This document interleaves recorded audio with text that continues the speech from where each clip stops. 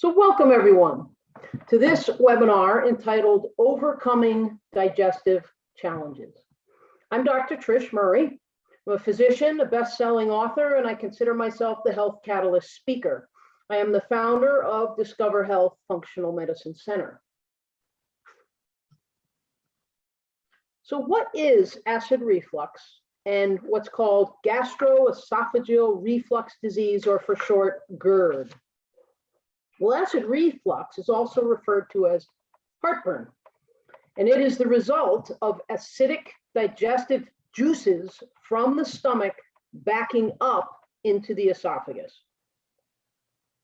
Gastroesophageal reflux disease, or GERD, is actually just a more advanced form of acid reflux or heartburn, and it's a chronic form of acid reflux. Did you know that between 4 and 10% of adults experience symptoms of acid reflux or GERD every single day? And in Western countries, up to 30% of adults experience symptoms weekly. So let's take a look at what causes acid reflux and GERD. So why do I have acid reflux? Well, there's a whole series of causes. It's a complex condition. It can everything from what you are eating every day to a lifestyle with too much stress and not enough exercise, to smoking, caffeine, or even alcohol, to bacteria in your gut, to food sensitivities. All of these things can trigger acid reflux. So here are some leading causes of acid reflux. 1, eating right before bed. 2, eating too much. 3, eating certain foods that for many promote reflux, and we will discuss a list of sort of the biggest culprits again later. Being overweight can actually push your stomach up into the esophagus, not giving stuff enough room and causing reflux. Chronic stress affects the nerves that affect your stomach, making it impossible to process your food properly. This will cause food and stomach juices to reflux rather than move downward into the intestines and progress downward. Another one, loss of magnesium, which is caused again by stress. Magnesium is needed to relax the sphincter at the distal end or bottom of your stomach that actually lets the food move forward or downward into the upper intestines. Another cause could be food sensitivities, including gluten and dairy and others we'll discuss later. Another cause could be bad bacteria or yeast growing in your stomach. If you have been on a lot of antibiotics, if you have been on hormones, if you eat a lot of sugar and processed food, you could grow bad bugs in your gut and in your colon, and they ferment and can cause reflux. Another cause could be not producing enough acid in the stomach to keep the environment within the stomach itself at the right acidity for proper function. Now, let's take a minute and discuss this last one in more detail. You see, the traditional medical model approaches acid reflux with the theory that the stomach is producing too much acid and therefore typically prescribes what are called antacids and proton pump inhibitor pills, like the purple pill on the commercials that block gastric acid secretion. These medications can have side effects of abdominal pain, diarrhea, and headaches acutely, but also more recently are being shown chronically, if you take them chronically over many years, to lower calcium, to lower magnesium, to lower B12 levels, so they affect your obviously vitamin and nutritional status. They also can increase the risk of what's called C. diff or Clostridium difficile, which is a horrible form of diarrhea. They can cause chronic kidney disease and even pneumonia. So to be on proton pump inhibitors for years and years is not positive for your overall health as you age. Now, on the other hand, the naturopathic model or the functional medicine model, acid reflux is theorized to be due more to not producing enough stomach acid. So it's actually the opposite theory. The stomach, you see, is meant to be a very, very acidic environment in order to break down and digest our foods, particularly proteins. Now, the pH of the stomach, folks, is meant to be as low as 1.8. Now, that is extremely acidic. If you're familiar with the pH scale, it runs from 1 to 14, and 7.0 is considered neutral. For example, our blood is regulated to stay at a neutral status at very strictly between 7.35 and 7.45, which is in essentially the neutral range and just on the side of alkaline. But our stomach acid is again meant to function at an extremely acidic pH level of, wow, 1.8. And check this out. If the pH of your stomach is not acidic enough, the sphincter at the distal end of the stomach that allows the digestive juices and the material you've ingested to move downward, that sphincter may not open, which causes all the stuff to back up into the esophagus. Now, in this model, the treatment recommendation is to take a supplement called betaine HCl. HCl stands for hydrochloric acid. And you would take this only with a meal that contains protein. And the point is that you're trying to increase your stomach acid rather than decrease it right with eating a meal, so that you have a stomach environment that's acidic enough, first of all, to break down the food properly, and second of all, to open that sphincter at the end of the stomach and get things moving in the correct direction. Now, there are many symptoms of acid reflux and GERD. So it's best to check in with your doctor to find out if what you are experiencing is actually a symptom of reflux. The Mayo Clinic lists the following as common symptoms associated with acid reflux and GERD.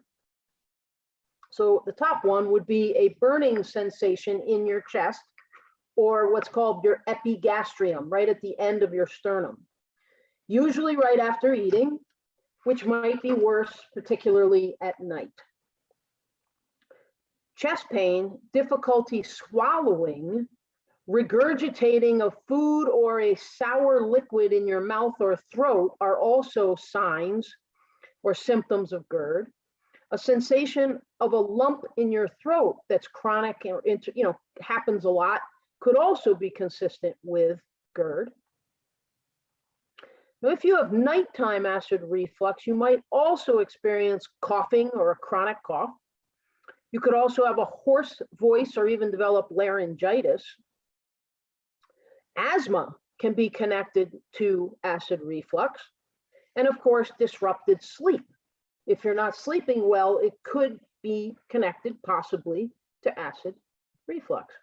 Now, in order to determine whether you think you may have acid reflux or GERD or not, there actually is a baking soda stomach acid test you can do at home and see if it helps you clarify if you have insufficient stomach acid or not.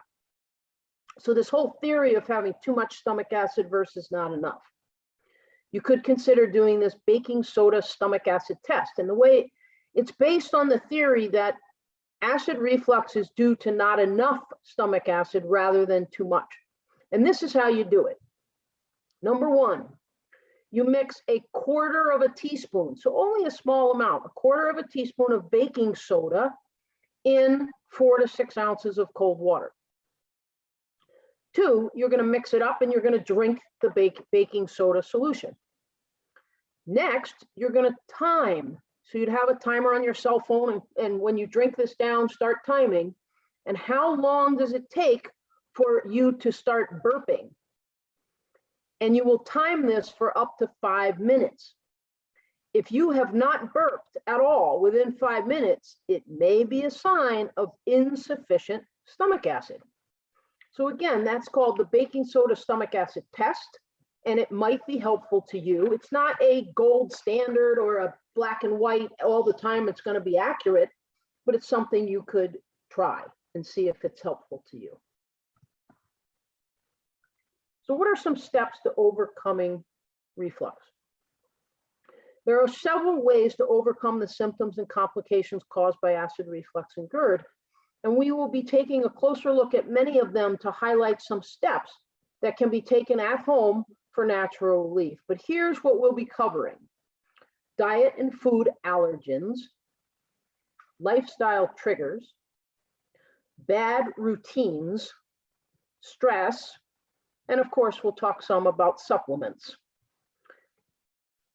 And we're going to start off talking about the most important, which would be, of course, what we do and put in our mouths multiple times a day, which is our food and our diet.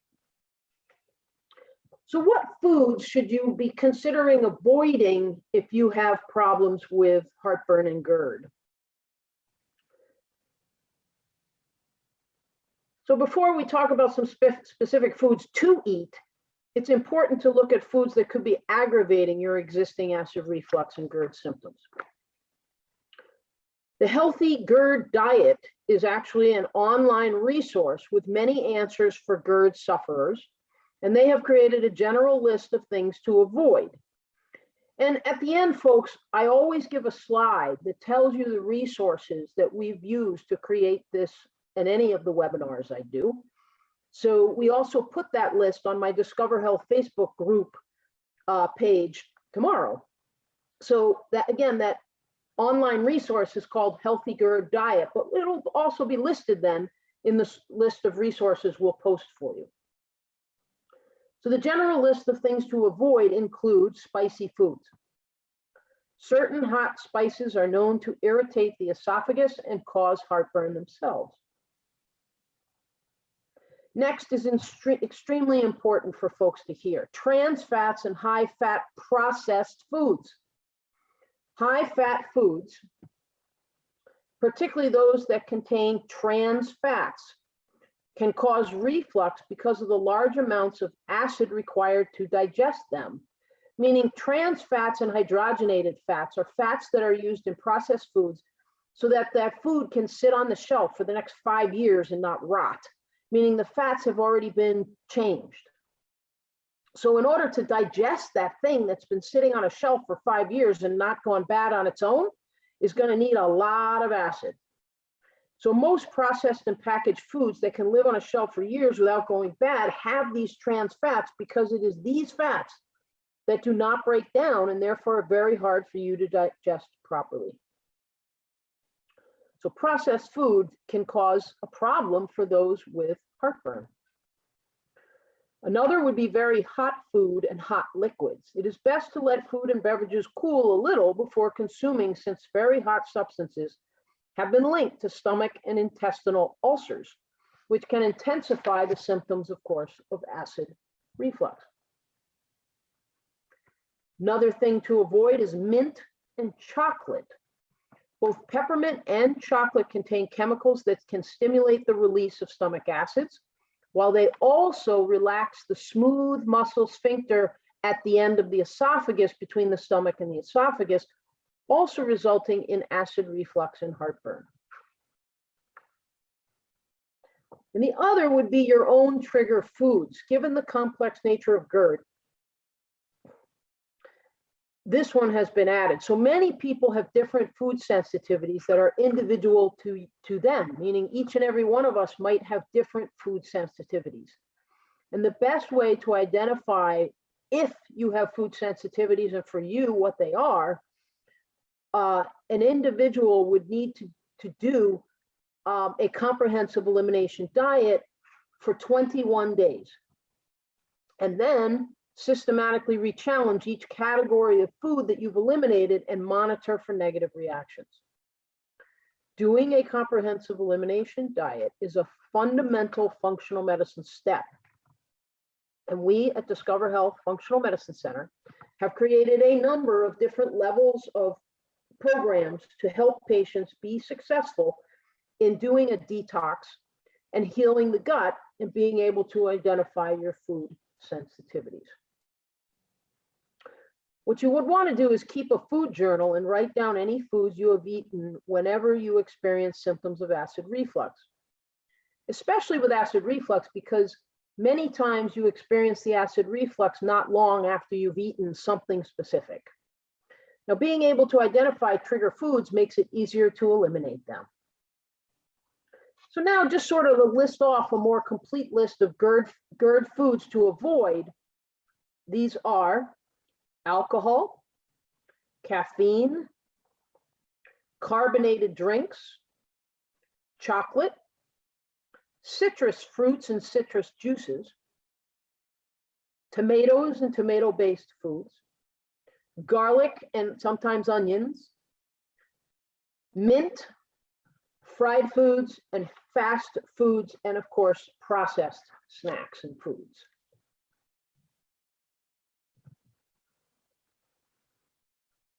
Now, gluten is a general name for the proteins found in wheat, barley, rye, and something called triticale.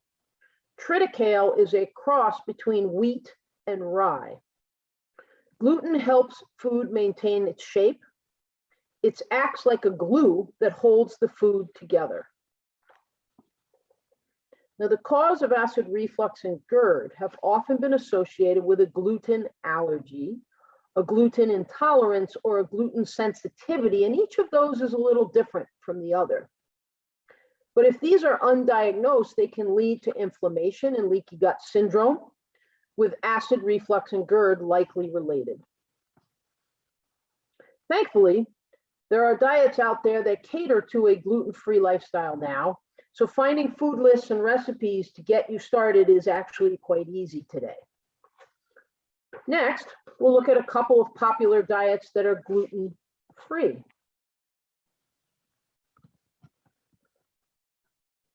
Here we're going to highlight a couple popular options for someone going gluten-free, or just someone wanting to start eating better for an overall healthier life. The first is called the paleo diet. It was founded by Dr. Lauren Cardane, and is based on the premise that modern day diets should mimic the diets eaten by early humans. So it's comprised of meat, fish, vegetables, and fruit, leaving out, you don't eat any grains or any processed foods on a paleo diet. Actually, a study published in JAMA Otolaryngology, which is a head and neck surgery journal, in 2017, it showed that a more plant-based Mediterranean diet reported less frequent acid reflux in all participants. And a third option is the people out there may have heard of the Whole30. The Whole30 is a 30-day guided diet that focuses on eating only meats, vegetables, fruits, and healthy fats via recipes with very few ingredients. Now, if someone is also looking for more support and assistance with changing your diet and healing your gut, I have created what's called the Detox Plus program. And we've also created something now we call the 12-week Fundamental Functional Medicine program. And these two programs provide exactly what you need to be successful in order to detoxify, do a comprehensive elimination diet, and then systematically re-challenge the different food categories so that you can identify what your food sensitivities are. And I can tell you from 10 years of experience now that the biggest thing I hear from folks that have done the Detox Plus program, the comprehensive elimination diet, by the end of the 3 weeks, the first #1 thing I hear just about anyone that's had gastric reflux say is my reflux is absolutely gone. So if you're listening tonight and and you've never done the Detox Plus program or a comprehensive elimination diet, you really need to seriously consider it. Now, whatever you are craving for breakfast, because breakfast is tough for people because, of course, there's usually a lot of grains involved and sometimes a lot of cereals and processed foods. But there are plenty of recipes out there to get you started that are both delicious and safe options for those who suffer from acid reflux and GERD. For example, on a paleo diet, smoothies are awesome. And there are so many ways to make smoothies. I actually have on my website in the shop a smoothie course that has like 4 or 5 different videos of how to make more and more complex, delicious smoothies and different things to add to smoothies. Eggs or leftovers from the dinner the evening before are great options for breakfast. And if you are eating grains, oatmeal is a great source of fiber, and oats absorb stomach acid and reduce symptoms of GERD.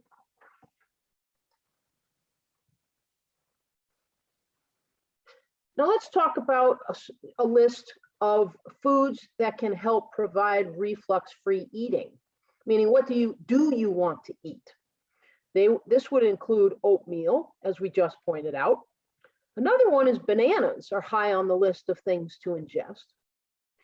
Third thing to talk about would be salad greens and veggies like cucumbers and celery, vegetables that are very high in water.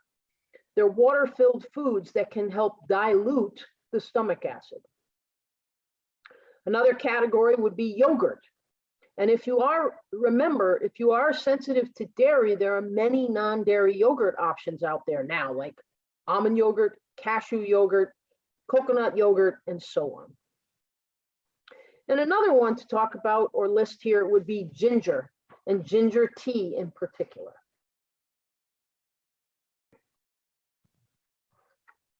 So let's talk about acid reflux and lifestyle. According to Kevin Gastroesophageal, who is a gastroenterologist at the University of California, alcohol, nicotine from tobacco, and caffeine are all attributed to heartburn. The reason Dr. Gastroesophageal explains is a ring of muscle called the lower esophageal sphincter, located at the junction between the stomach and the esophagus.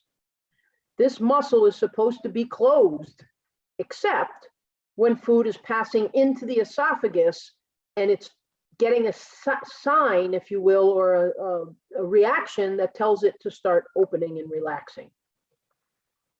The problem with alcohol, nicotine, and caffeine is that these relax this lower esophageal sphincter, and that then allows acids from the stomach to back up into the esophagus and cause acid reflux.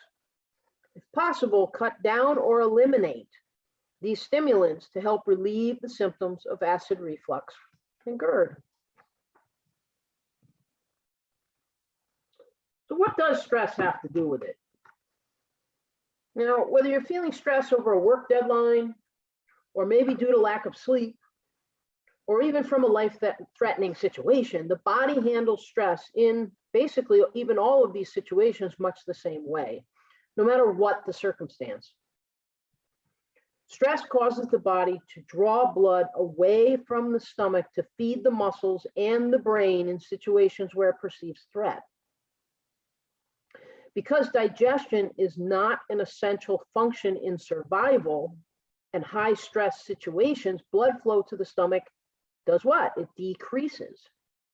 This allows the lower esophageal sphincter to relax so that the stomach acid can back up into the esophagus and cause heartburn or acid reflux.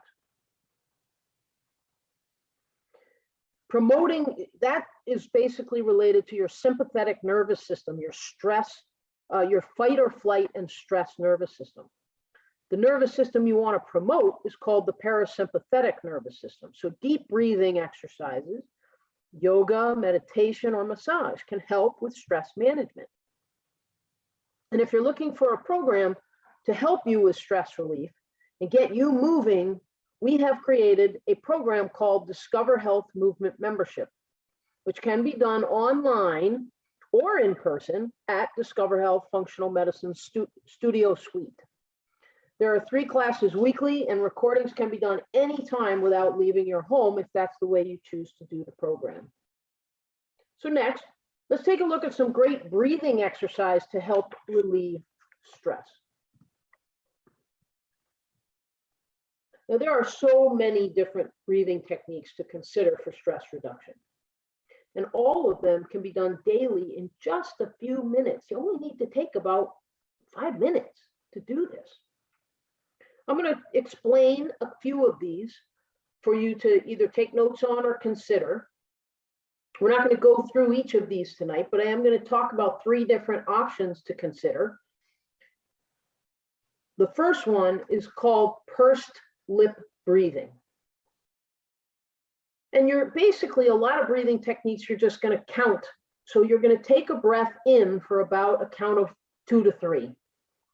And then you're going to, on your exhale, you're going to pucker your lips and exhale for a count of 4 or 5. So you're just going to breathe in for a count of 2 or 3, and then you're going to purse your lips or pucker your lips and exhale for a count of 4 or 5. And you're going to do this for 3, 4, 5 cycles. The next one, which is called diaphragmatic breathing, is to put one hand on your chest and the other hand on your belly. And you would take a deep breath in for a count of 4 and feel that your belly should be sticking out. And then feel the air expanding your stomach. And then after you've breathed in for the count of 4, then breathe out slowly through the lips for a count of 6. So the idea is you're just breathing in, feeling your belly expand, and then your chest expand again for a count of 4.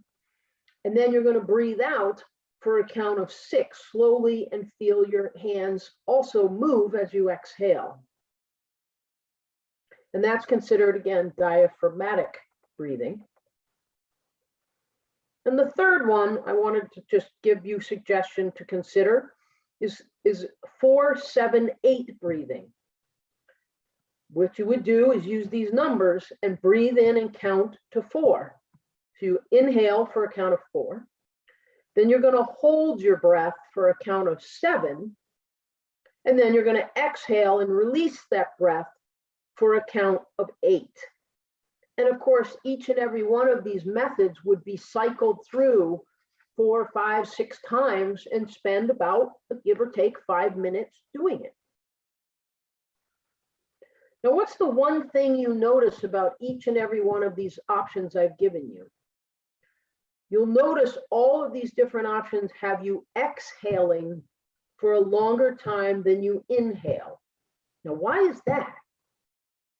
This is because inhaling is run, the nervous system activity of taking a big inhale is run by your sympathetic nervous system, which again is your fight or flight stress nervous system. And exhalation is controlled by your parasympathetic nervous system, which is your rest and digest nervous system, and therefore promotes relaxation and quiets the mind. So be sure to try some of those.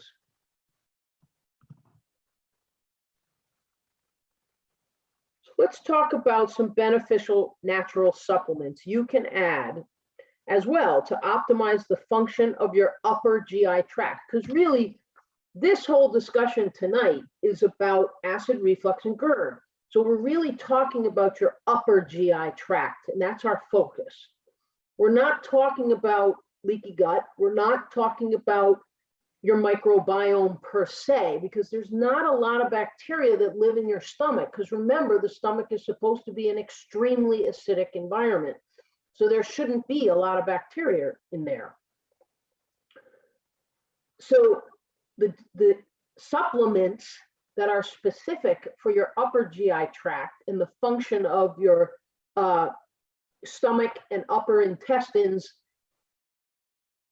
are different than others you might consider for other GI lower GI conditions. So here are some recommendations for acid reflux and GERD. Number one and foremost would be digestive enzymes. The digestive enzymes taken with a meal, particularly that with protein in it, helps food fully digest and nutrients absorb properly. Another supplement would be a probiotic. Now, again, there's not a lot of bacteria that live in your stomach, but the right type of bacteria add healthy bacteria to balance the digestive tract and crowd out bad bacteria that can lead to indigestion, leaky gut, and poor absorption of nutrients. So we do want to have an effect on all of the GI tract, and probiotics are beneficial to all of our GI function. Another is chamomile tea. Chamomile tea helps to reduce inflammation in the digestive tract and supports healthy function. We mentioned earlier ginger tea. Ginger is good for digestive support and can relieve symptoms of acid reflux and GERD. Another is papaya leaf tea. So papaya, also called papain. So papaya leaf tea or papain is an enzyme found that comes from papaya, and it aids specifically in digestion by breaking down proteins. Magnesium complex supplement is effective at treating heartburn symptoms. And another one is called L-glutamine. L-glutamine helps to heal leaky gut and benefits both ulcerative colitis, IBS, and also therefore can help with GERD and overall GI function. And beyond all of these, as I mentioned earlier, one can take what's called betaine HCl, that hydrochloric acid with meals containing protein. A person should, now if you're going to try betaine HCl, what I suggest is that you should start by taking 1 tablet of betaine HCl with any meal that contains protein and monitor the effect. If you experience a worsening of your heartburn each time you try this, then this is a sign that taking betaine HCl is not the answer for you and you should stop taking it. However, if it only makes a mild improvement or does not worsen your symptoms and you do not have worsening heartburn, or it's improving some, but not resolving, then you actually might need to take a higher dose of betaine HCl. And in this case, you could increase the amount you take with each meal to 2 tablets per meal, maybe even 3 tablets per meal with a protein, until you find that your acid reflux is resolving. And again, this does not tend to be a black and white situation, so it may take trial and error to figure it out. But once your gut is healing, you're taking these betaine HCl tablets and you're realizing it's helping, but you're also working on changing your diet, improving stress, and all the other things we've talked about. And if your upper GI tract starts to heal, you're not going to need as much betaine HCl. So you may all of a sudden, a month down the road, 2 months down the road, 3 months down the road, start developing acid reflux again with taking the acid tablets. And my point here is that you may then need to reduce the amount of betaine HCl you are taking. Just be aware of that as well. Now, can't I just take a pill? Well, you can. You can take either the betaine HCl and the other supplements I just mentioned, or you can take antacids and proton pump inhibitors. But folks, if that's all you do and you don't look at lifestyle and you don't look at diet, you're not inhibiting new acids from forming, or you're not healing your overall gut. So it's not going to be lasting relief.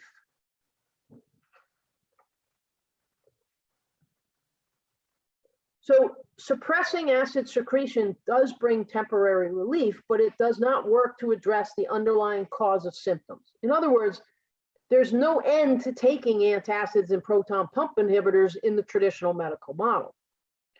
Despite their recommended use, which can result in many complications, as suppressing the body's natural production of processes impairs the body's ability to absorb nutrients that are essential to maintaining the healthy body. So again, folks, the tradition, what they're pointing out here is that the traditional medical model of just blocking acid with either the antacids or the proton pump inhibitors is not chronically going to get your body functioning more optimally. It's just a Band-Aid. So instead, you could try some natural home remedies for these immediate needs while you make the bigger changes we have covered for long-term relief. So what are some natural reliefs that might work more quickly for the acid reflux? So instead of taking an antacid or an acid blocking medicine, you could try these fast-acting natural home remedies. The first one would be raw organic apple cider vinegar. What I tend to recommend people do is take 1 tablespoon of raw organic apple cider vinegar mixed in 10 to 12 ounce glass with a small amount of juice, some sort of juice you think would go well with the apple cider vinegar. I tend to use pomegranate juice. You could use cranberry juice, but it's only a small amount, like a quarter of the glass. The rest of that glass, other than the 1 tablespoon of organic apple cider vinegar and a quarter of some sort of juice, is water and ice. So it's very diluted. And you're going to drink this while you're preparing your meal. So you're going to drink it before each meal. What this does is it helps calm the stomach and support digestion. It's also my favorite fast-acting home remedy for acid reflux. Another option is organic baking soda. Bicarbonate is a wonder product. Mix a spoonful, maybe a teaspoon, or even possibly, probably a teaspoon is best. Mix a teaspoonful in a glass of water, stir and drink before it stops fizzing. Another option is organic aloe vera. Aloe vera is commonly used to calm an upset stomach, calm diarrhea, and calm inflammation associated with bowel diseases such as ulcerative colitis. There's something called inner leaf aloe vera gel or inner leaf aloe vera juice. This is a way of processing aloe vera where the outside rind and thorns of the aloe leaf have been stripped away to simply reveal the gel-like fillet in the center.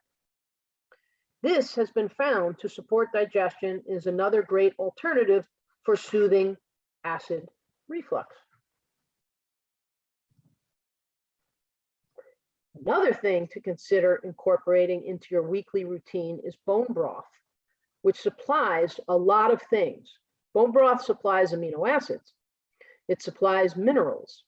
It supplies electrolytes.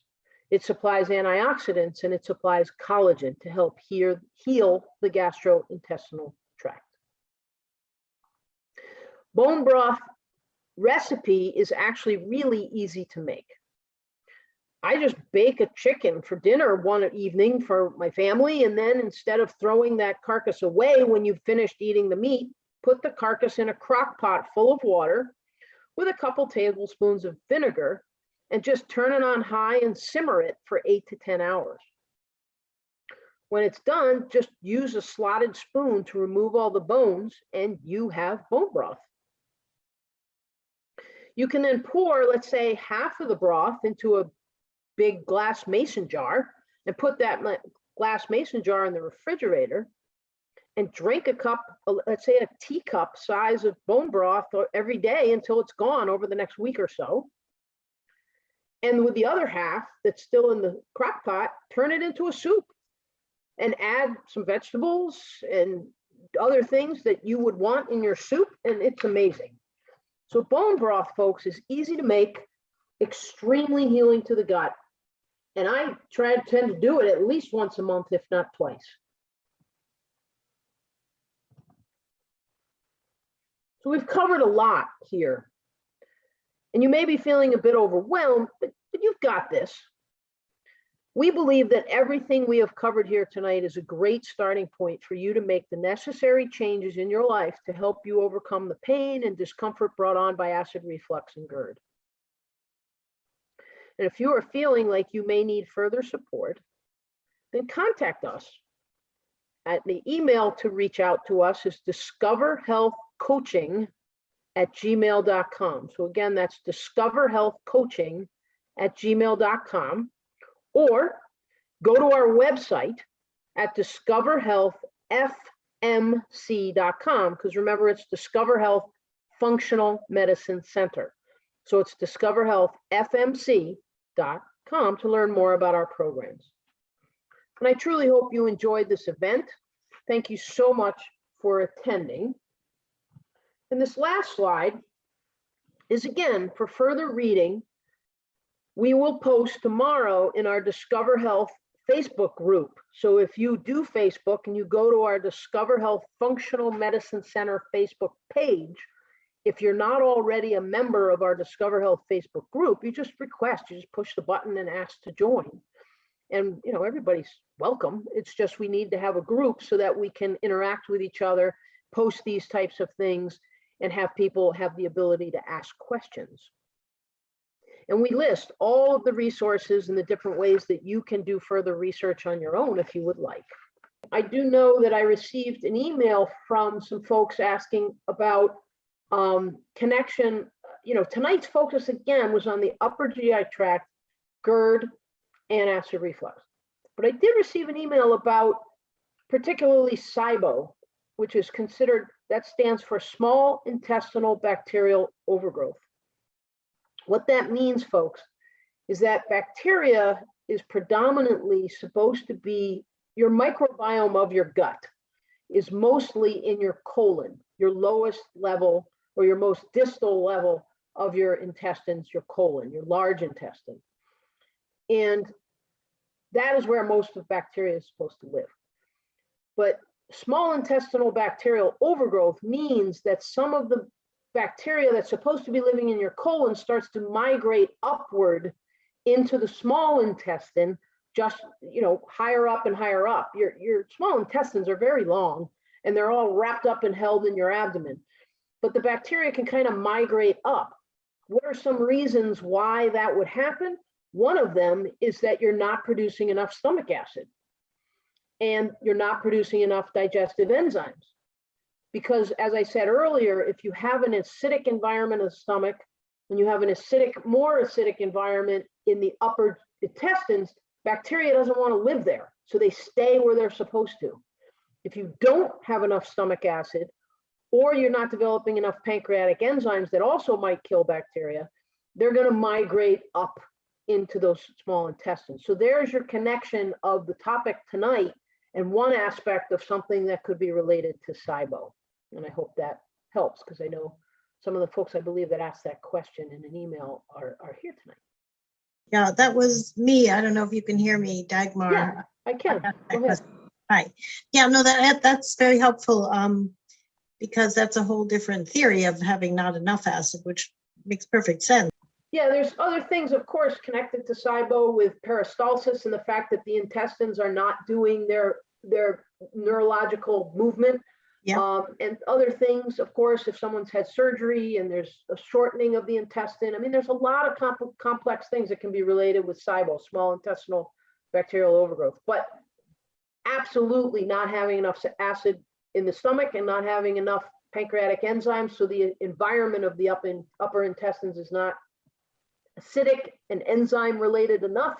It can cause or it can allow bacteria to start migrating where they don't belong. So thank you so much for attending. And again, we usually transcribe these presentations, and we obviously record it, and so you can see and hear and watch it the way you have tonight. But also we transcribe it and we put it on my website as a blog too. So you can either read it, you can re-listen to it. We try and give folks many options to be able to re-evaluate, go back through the material, or if you want to share it with a friend that wasn't here tonight, or any of those type things. So with that all being said, very informative, thank you very much. You're welcome. Thanks everyone, and I will see now next month. I've started, just so folks know, I've started alternating the monthly webinar with Health Coach Trish. There's Dr. Trish and there's Health Coach Trish at Discover Health Functional Medicine Center. And Coach Trish is a rock star. So she will be presenting in May on another topic. So watch your emails, watch our newsletter to see what next month's topic will be. But take care, everyone.